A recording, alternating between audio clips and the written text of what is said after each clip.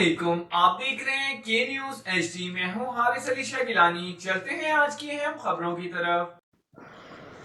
رخ کریں گے رینالہ خورد کا، جہاں سے رپورٹ کر رہے ہیں ہمارے نمائندے سجاد خالق لکھوی۔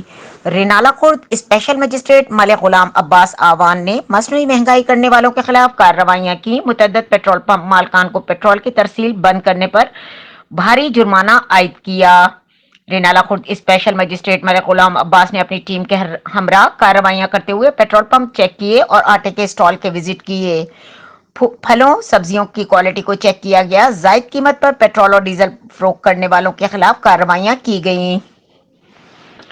پیٹرول پمپ مالکان کو بھاری جرمانے عائد کیے گئے۔ آٹے کی ترسیل پوائنٹ کا وزٹ کیا گیا۔ مصنوعی مہنگائی کرنے والوں کے خلاف آئینی ہاتھوں سے نمٹا جا رہا ہے۔